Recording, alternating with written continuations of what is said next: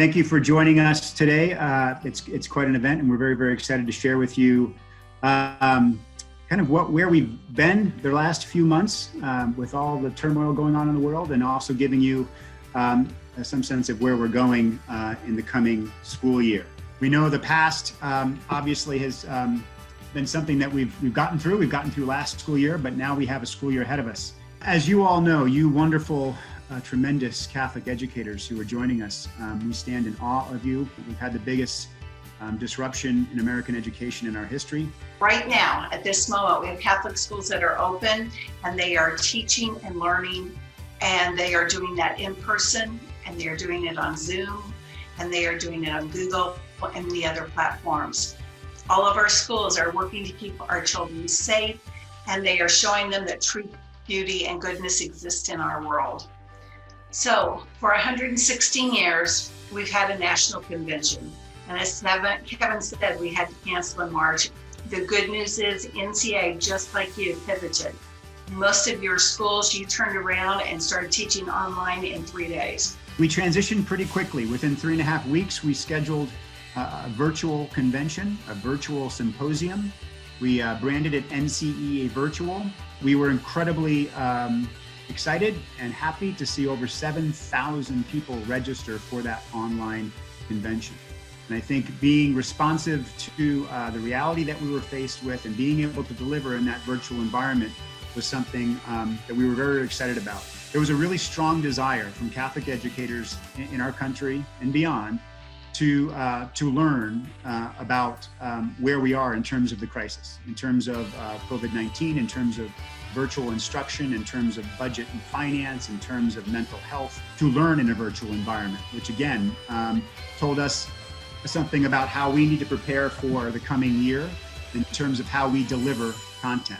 We are upping the ante on our professional development. We're trying to add more professional development that is good stuff that you want, that really meets your needs. And we are using the NESPECs to plan our professional development. So you can look and you will find that we are planning professional development in the areas of mission and Catholic identity, governance and leadership, academic excellence, and operational vitality.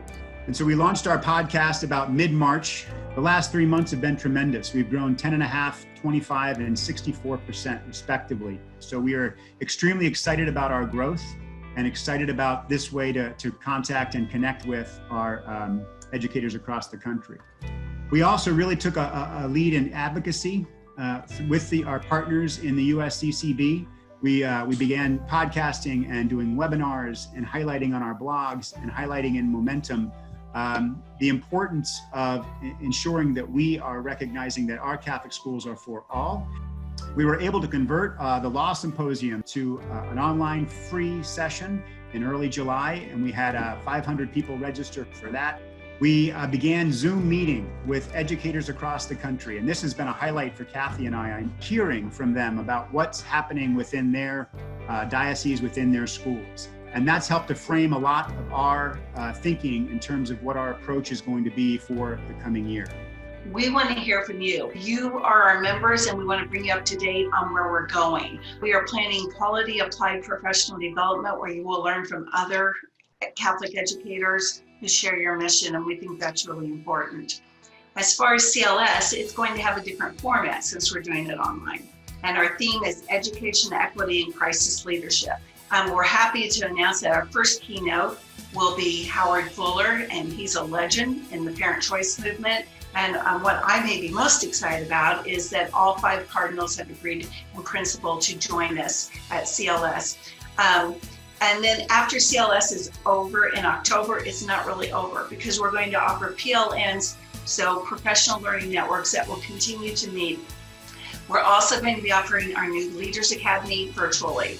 We're going to have synchronous professional development content delivery, professional learning networks again, and then the real highlight, one-to-one executive coaching for those people who participate. We've partnered with the University of Notre Dame to develop Latino Educator Administrative Development Program, or LEAD. It's a challenging time, we know. One program that we'll be communicating out more is a Turnaround Schools project. This would involve schools that have closed really due to the COVID-19 pandemic. NCEA is going to hire a specialist in data to work with NCEA's data. We have a lot of data. How can we use that to help you? And how can we collect data? We only exist to serve you. That's our reason to exist. We will have no one to do professional development for if it's not for our members. We will have no one to advocate for if it's not our members. So I really want to make sure that you understand that, and we work together for the good of Catholic education. I also want to point out something that I think is really important, that NCEA is definitely changing. We recognized pretty early on that we could not continue to operate and exist in the same way that we had been operating in the past. We are moving forward and we're going to work together. We are evolving and we want you to influence our evolution. And we want to do it together. We know that we're stronger together. Please take from this meeting that NCEA stands with you and for you. We are your membership organization, and we value each and every one of you.